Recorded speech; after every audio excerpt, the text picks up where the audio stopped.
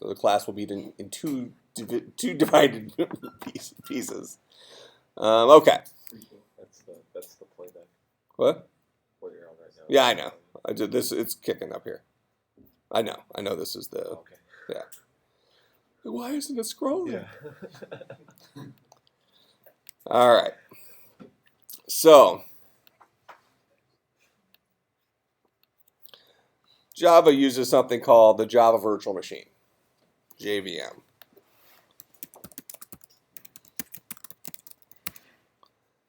All right.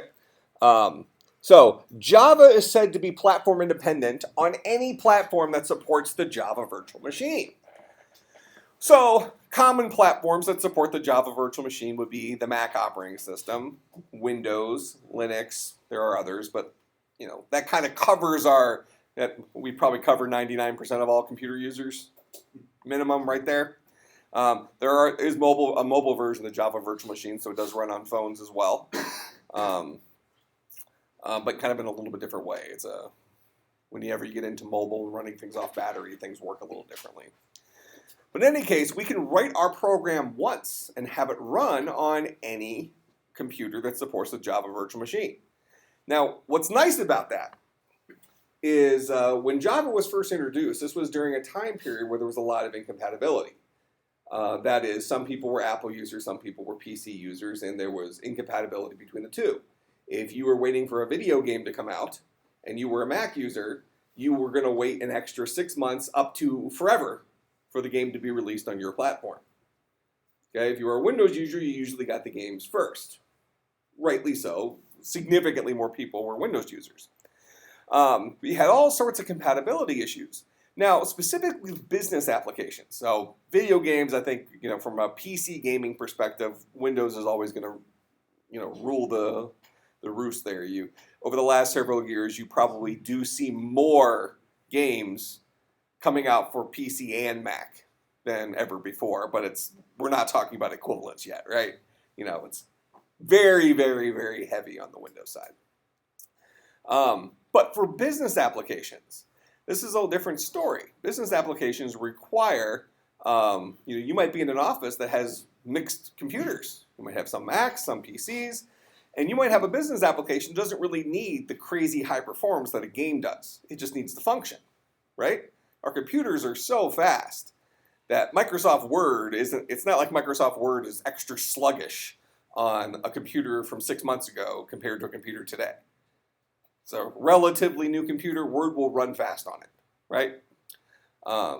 Now, take your Battlefield, with all the graphics turned up, you probably need to have next year's good computer for it to run great on.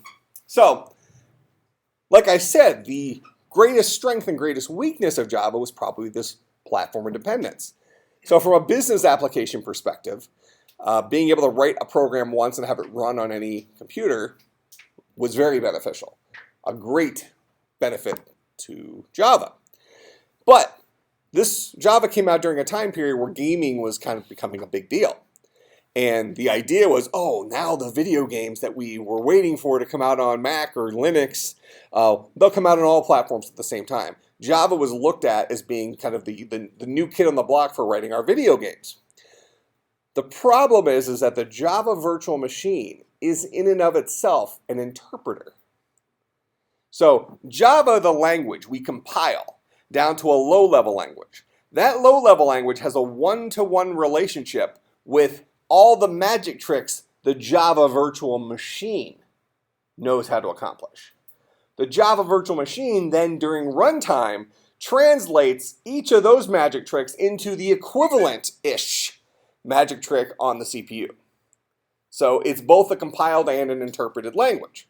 Now, not that big of a deal. It does work, but because you have that additional middleman, it slows things down. From a business application perspective, we would never notice. But if you were running Battlefield, some big video game on your computer, and it was having to go through one extra step of translation, as you're measuring your, how many hundreds of frames per second you want to get with your graphics card, even though the human eye can only see about 40 frames per second. Isn't that funny? It's like, oh yeah, my graphics card pumps at about 630 frames a second. If your eyes could see that, they would melt. Like, what's the purpose of it? What's the purpose of having a great, your $4,000 graphics card that can pump out so many frames per second? Bragging rights. Does anybody have one of those? Some crazy graphics cards, crazy gaming rig they built that has, how many graphics cards are in your computer? First of all, just one, but something crazy. Okay. So why do you need so many frames per second? Makes it run smoothly. Okay. What do you mean by run smoothly? 600 frames a second, smooth. I don't know. I guess the main benefit is if you do take a performance hit, your frames probably won't drop too much. They don't drop below the 40. Yeah, so it's a worst case scenario problem. So let's say 95% of your time, your game's going to look the same as somebody with a graphics card worth a fifth of what you paid for yours. But when you get into that heavily populated area with all these explosions and stuff like that, and everybody's graphics are turned all the way up, your frames per second are going to drop in half. But hey, you're still kicking at 200 frames a second. The human eye can only see 40. No big deal. You won't even notice. The guy next to you that was cruising along at 61 frames a second, now it's down to 4. And he comes back and just watches his death scene, right?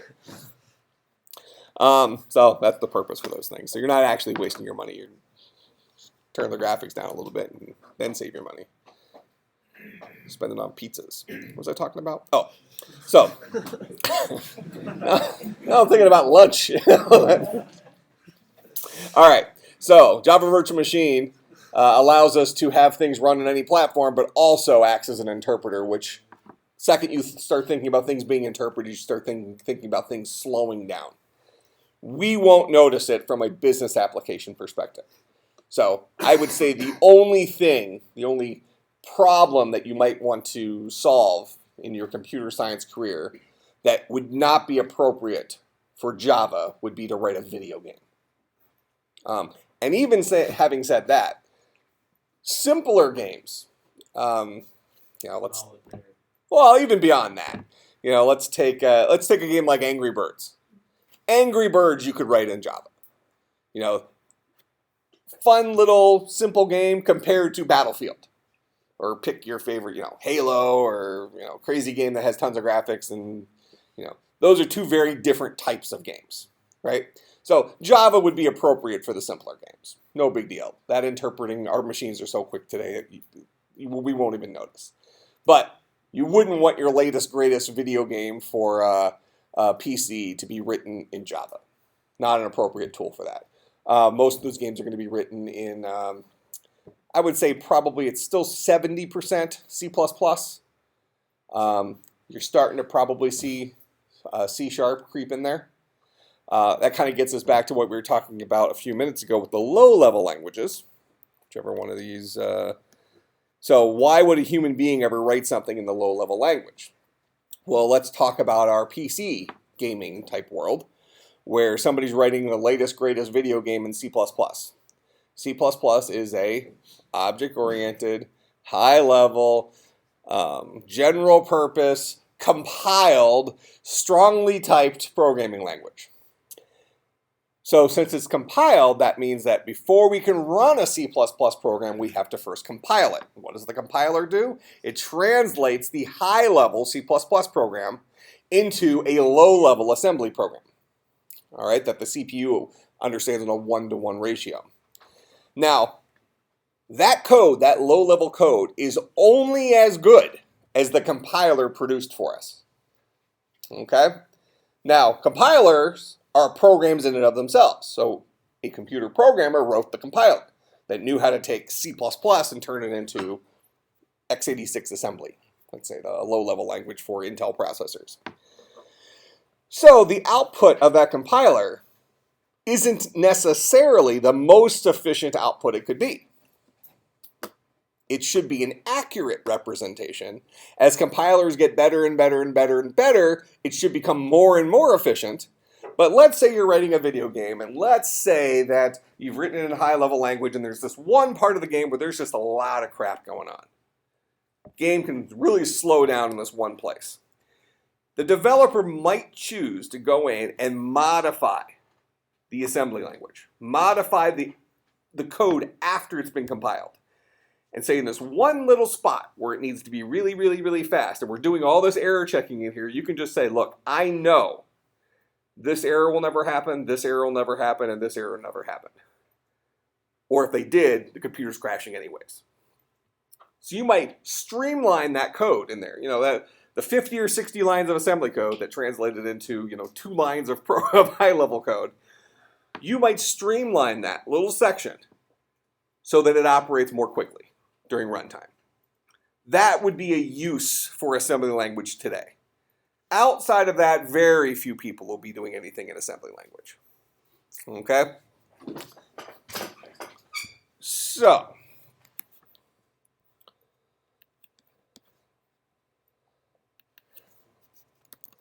Java Virtual Machine interprets between Java bytecode and assembly code. So Java bytecode being the low-level language that the Java Virtual Machine understands, assembly code being the low-level language that the Intel processor, x86 assembly would be the low-level language that the Intel processor understands.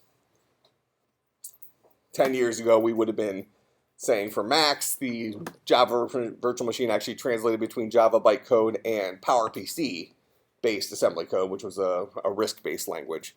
But now they're all using Intel. So they're all the same. Same magic tricks. Okay, let's see where we've been here. So this is the language we're going to be dealing with, Java. Very modern language. Big 3 languages you'd be dealing with today are these 3.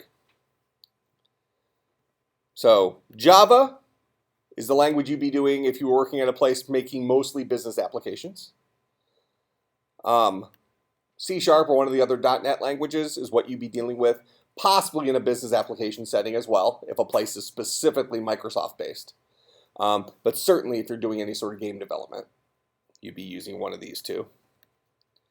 Objective-C, anything Mac.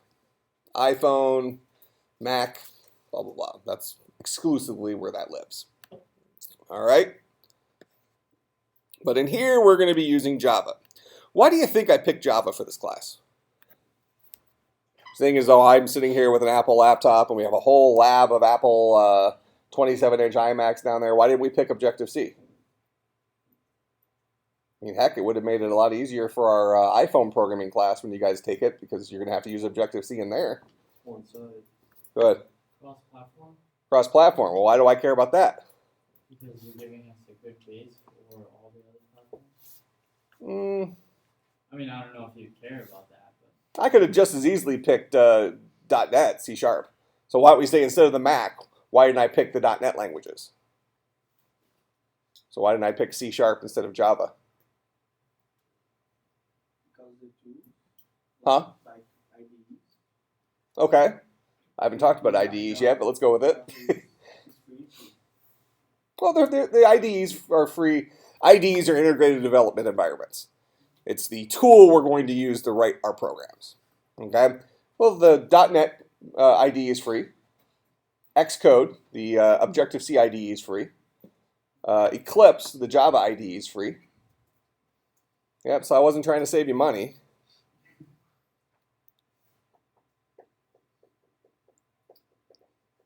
Now remember back to the beginning of class today, I mentioned that all these programming languages are basically the same, right? If you are a good Java programmer, you understand the language, moving into a C# environment is not going to be a major ordeal. Couple of weeks of learning curve where you'll run into the little quirky things like, oh, this works this way in C#, that's a little different than Java, but 90% of your knowledge from Java translates directly over to C#. Literally directly, and I'll show you that here to you in a few minutes. But so why did I pick Java? It is the platform of dependence. How many of you in here have a Apple computer? Here at home, something like that. How many of you are on Windows computers? How many of you are on Linux computers? Okay. So by picking Java, every one of you can do your homework at home using the exact same tool. Why? Eclipse, the IDE that we're going to use for Java, was written in Java. What does that mean? It's platform independent. You can download Eclipse for the Mac. You can download Eclipse for the PC. You can download Eclipse for Linux. The Java code I write in class in here, on my Mac, you can type into your Windows machine, work identically. You'll claim, oh, I wrote the exact same code, it doesn't work, but it's because you made a mistake. You know, same thing on the Linux side. Same thing. Java is the perfect teaching language from that perspective. I don't have to worry about what technology you guys have. Make sense? And it's a good language. It's not like we're, in the older days of teaching programming, the teaching language was a language called Pascal, which is a procedural language. And that was when everybody wrote code using, well, I say Windows machines, but actually back then they were just running DOS. Pascal was not really a real language. You learn something in school, and let's say basically 0 companies use Pascal for their development. So why did we use that in school? Well, it was free. And it was designed to be a teaching language. So there was tools in Pascal that made it easy to teach the language, or at least easier to teach the language. Now, funny thing related to that, though, is Pascal ended up actually becoming a language that people started using in industry. They repackaged it with a new name. Anybody know the name of the product? Started off with something called Fox Pro. It's a Microsoft thing. They just said, oh, well, people are using Pascal. We might as well make money from this.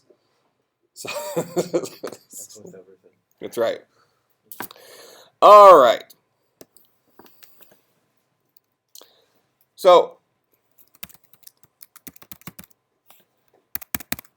first program you write in any language is always our Hello World program.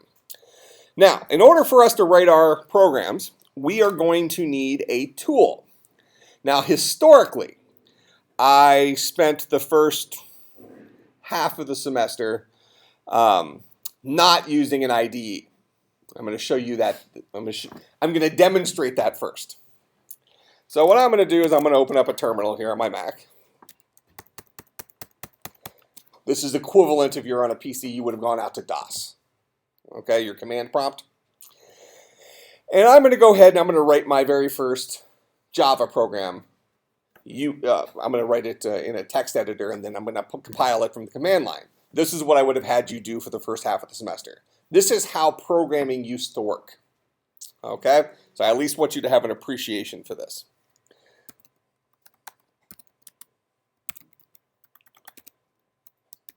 So I'm going to create a program called hw.java. Hello world, homework, whatever, you decide what it means. Okay, VI is a text editor. It's a Unix-based text editor.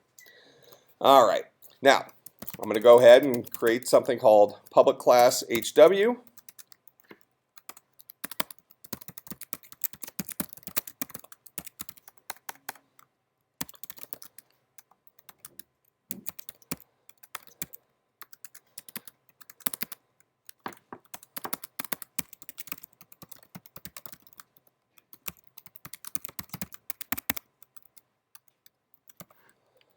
Okay, so here's our first program written in Java. I'm going to go ahead and save this and run it, show you that it runs, and then we'll come back and look at the actual syntax here. So right here I have a file called hw.java. I'm going to go ahead and I'm going to compile that using the command line Java compiler called javac, Java compiler. It's going to run it through the compiler. I got no output back. But notice that a new file has been created here called hw.class. That file is the Java bytecode equivalent. So the Java compiler, remember, compilers translate between a high-level language like Java and a low-level language, in this case, like Java bytecode. And who understands Java bytecode? Java virtual machine. That's who understands Java bytecode. So if I want to run this program, I got to run it using the Java virtual machine. Now you don't put the .class on there. You just say the name of the name of the file. So Java space HW. This will have the Java virtual machine run my program called HW, and it will in real time interpret between Java bytecode and the correct instructions it needs to send to my Intel processor in here, such that it can display hello world to the screen. So there's my hello world. Make sense? Now, if I wanted to go back and change the code a little bit,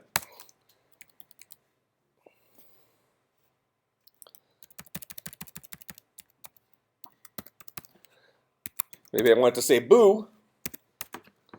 Well, I changed the code. Now I have to go back. I have to recompile it. Then I have to run it again. Now it says boo.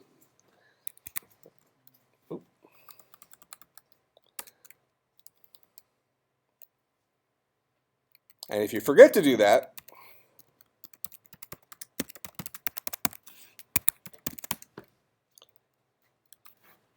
so I saved it, but I forgot to recompile. Run it again, still says boo. Compile it, then run it. Now we're back to hello world. Make sense? Now, you won't always get clean output like this. In fact, most of the time, when you compile it, at least for the first probably month of this class, expect to be very frustrated. Out of curiosity, how many of you in here have done some programming before other than Game Salad? Okay, handful of you, okay. What languages? Java? C sharp. C sharp. C. Okay. Nobody wants to admit to Visual Basic? I learned on Visual Basic. All right, so one thing that you will notice, even those of you that are going to be more experienced, you will have a lot of errors. When you compile, and here I'll go ahead and simulate a couple here, because very rarely do I have errors. So here I'll remove something there. Wait a minute.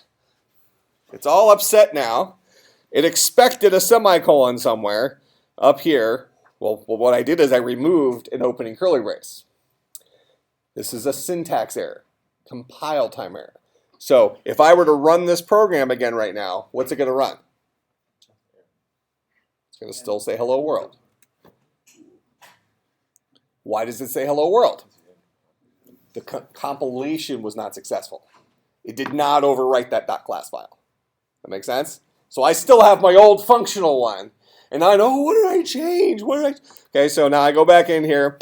Now, one of the skills you're going to have to learn in here is debugging. It's actually probably more important than the syntax. If we're going to go in a pecking order in here, problem solving is the most important thing you'll do in here. And that relates to both the programming side and the debugging side. Okay? So breaking down problems into little tiny baby steps. Because computers are dumb and they need you to spell it out for them in an unambiguous way.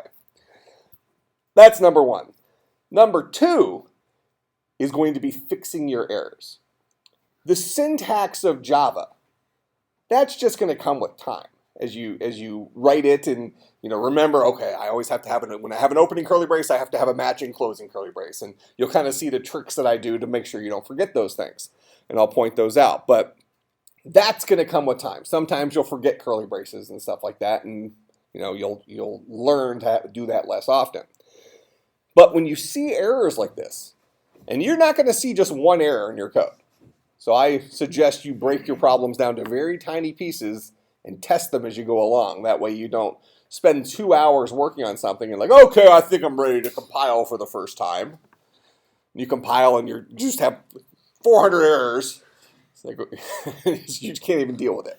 So don't do that. Little tiny baby steps. But looking at these errors and being able to follow them is important. Now, right off the bat, we're seeing it's telling me, it's almost tricking me. It's saying, hey, I'm expecting a semicolon. Well, we know that what I took out was an opening curly brace, right? It's saying it wants a semicolon at the end of the line before that opening curly brace. Because since I removed that opening curly brace, the stuff below that no longer makes sense. So it wants me to finish the statement off up here. So that's understanding what the error says. So a new programmer might say, oh, well, I'm going to go ahead, I'm going to throw a semicolon at the end of that line. So go ahead and do that.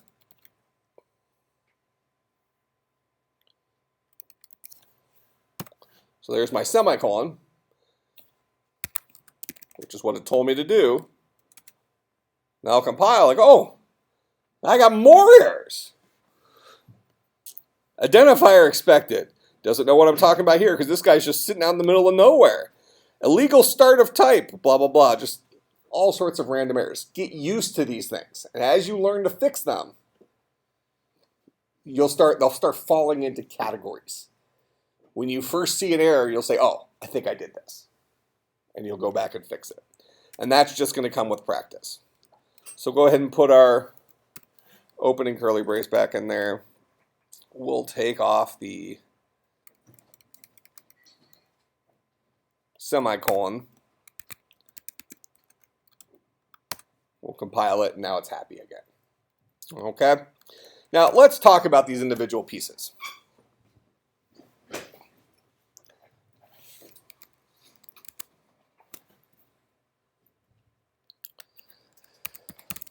Every Java program is enclosed within a class.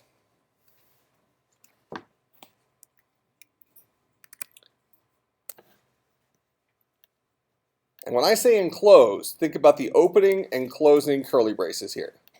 So right here I have public class HW. So the name of my class is HW. What kind of animal is it? It's a class. I happen to make it public. We'll talk about that here in a second. Okay? This particular class does need to be public, and but not all classes need to be. So I'm going to give you a shorthand answer of public here in a minute. But all Java programs need to be enclosed inside of a class. The beginning of the class is right here. The end of the class is right here. Everything in between, think of that as like a giant garbage bag that holds the contents of your program. Now, for right now, we're thinking of this single class. Remember a little bit ago I mentioned that we're going to be using the object-oriented language Java as a procedural language for a while. So we're going to have everything all inside of one file. When we transition to using Java as an object-oriented language, we're going to have several classes associated with a single project. So not every class will be a program. The only class that is a program is the one that has main in it. All right, so that's the next thing I'm going to write. I'm going to say all programs begin and end with main.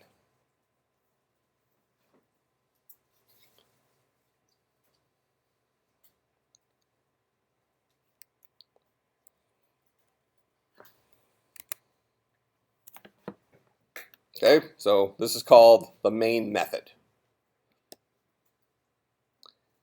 Notice the main method has an opening curly brace and a closing curly brace, just like our class had an opening curly brace and a closing curly brace. So this method, as well as potentially other methods that we're going to learn how to write, live within the class. You will never have a method inside of a method. So if you think about a class is a collection of stuff. Right now, the only stuff that we know about that belongs in the class is the main method. We will add to that list other methods. We will also add to that list something called fields. Right now, all we know about is a single method called main. That's what we'll be working with for a little bit. All right? Now, notice that main is a little cryptic looking here. Public, static, void, main. The name of the method here is called main. Void is the return type of this method. This is related to that thing we talked about earlier where Java is a strongly typed programming language. Okay? So whenever you're dealing with values, you always have to specify what type is going on, whether you're storing a value or whether you're returning a value. Methods, and we'll talk about this again, I'm just trying to give you the little 5-second tour here. A method is a chunk of code that performs a task. So main does something. And when it's done doing what it's going to do, it has the opportunity to return a value. In this case, the return type from main is always void, which means I'm not going to return anything. Historically, in an older language like C, so let's actually bounce out here.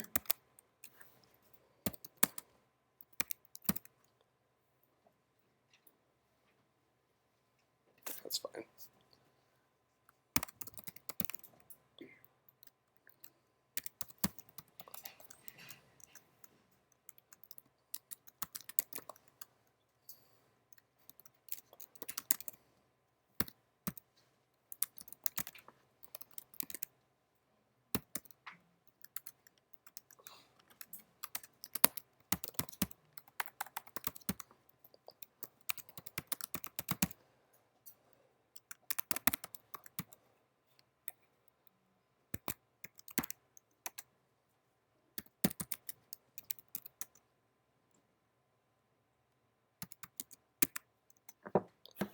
So there's my C version of Hello World.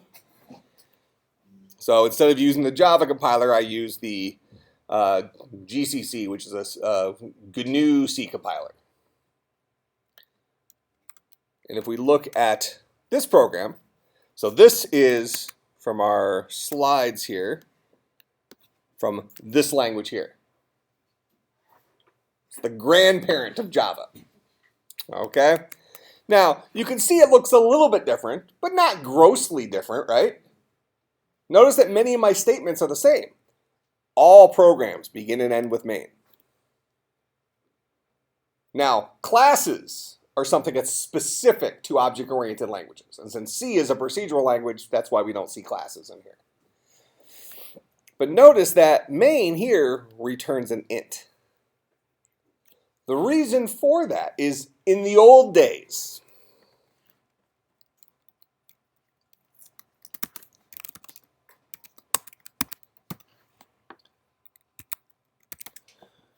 after a program was done running, most of our programs were command line programs. You know, even you've even seen me using one here, this program called VI, which is a line editor. Okay, it's a command line text editor. So you've been seeing me use this program. Well, these are programs that were meant to be run from the command line. And we might need to look and see, well, did everything go okay? So we can actually have the program, when it's finished, return a value. Does that make sense? So when I run this, a.out, well, here, I'll compile it again real quick. And it ran, at the end, it actually returned that value 1. And I could choose to capture that value if I wanted to.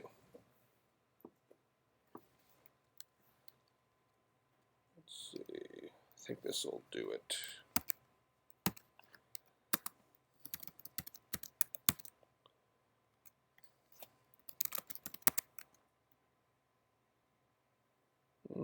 That's not how you do the airline.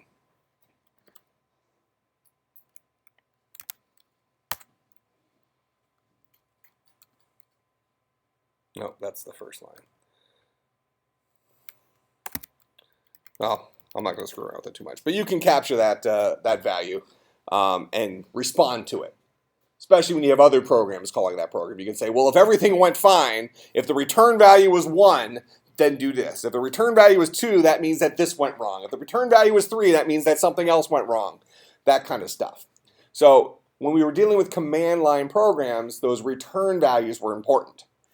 In a modern program like Java, where we're rarely writing command line programs, the return value doesn't really come into play. Because anymore when we run programs, we're double-clicking icons, right? We actually don't do that with Java, but Java was designed to be used as an object-oriented language, not as a procedural language. So in Java,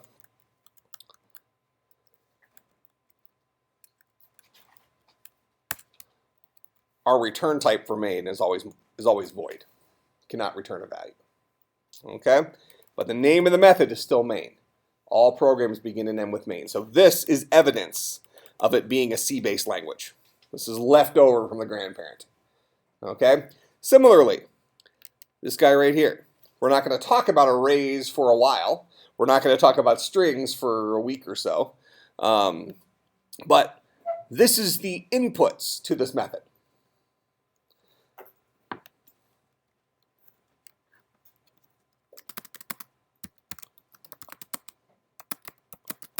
And don't try to remember anything I'm typing right now. I'll be teaching this to you. I'm just showing you how this stuff up here works.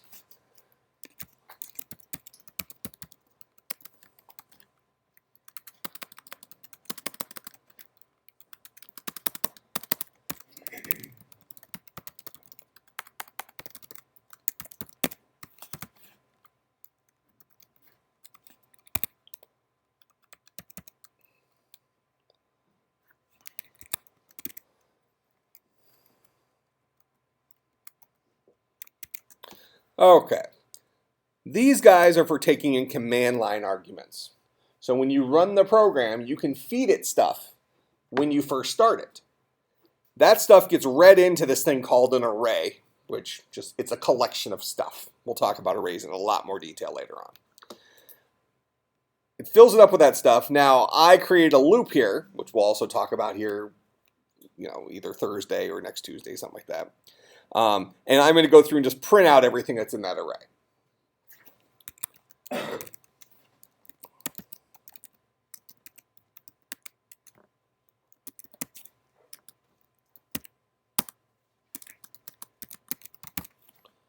So I just gave it 4 command line arguments, A, B, C, and Apple. So when I'm going to run this program, Java HW, then I'm going to tell it the command line arguments. A, B, C, Apple. That's how that information got into the program. All right. Similarly, if we look at homework.c, these 2 variables here, these 2 inputs, accomplish the same thing as the single input did in Java. Arrays in Java know how many things are stored within them. Arrays in C did not. Okay, that's why we have the argument count and the argument value. Does that make sense? So we can accomplish the same thing here, pass it in, and print out the stuff that was passed to it. So maybe we have a program called login, and we're going to log in with our username and our password. Well, we can have the program prompt us for our username and our password, or we can provide it the username and password on the command line and have it automatically log us in. Kind of makes sense? Again, rarely in today's programming will you be using command line arguments. This is something that's kind of left over from yesteryear, but there's not a good reason why you couldn't use them. All right?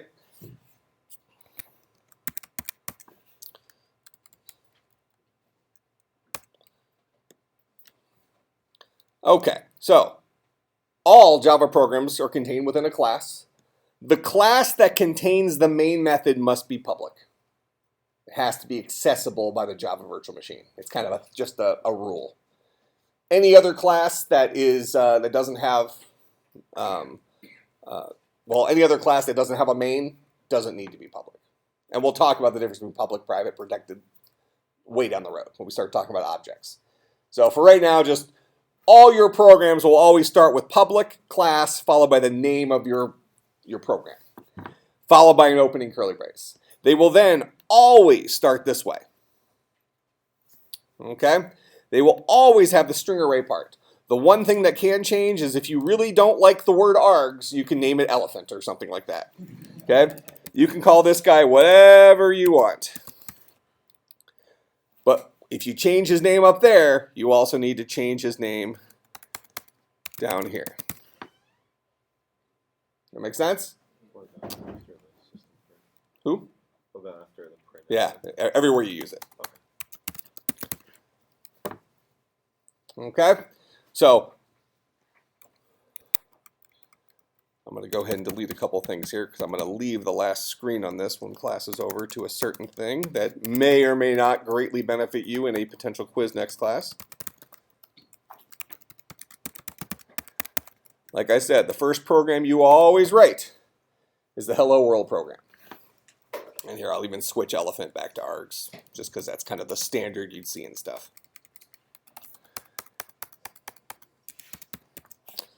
So here is your standard Hello World program. Every single time you start a new program, you should start with this. This should be ingrained in your soul as quickly as you possibly can get it ingrained in your soul. Okay? Next class, there is a high probability I will have a quiz at the beginning of class asking you to write a Hello World program without errors in it. You should commit this to memory. I'm not going to ask you to run it or anything. You're going to write it on a piece of paper, but you need to be able to start with this template. Think of this as your template for every single program you'll ever write. Okay? Starts with a class, has a main method in it, opening all your curly braces, and then has your hello world or whatever you want to print out. Make sense? Questions, comments, concerns, bribes? I will see everybody on Thursday.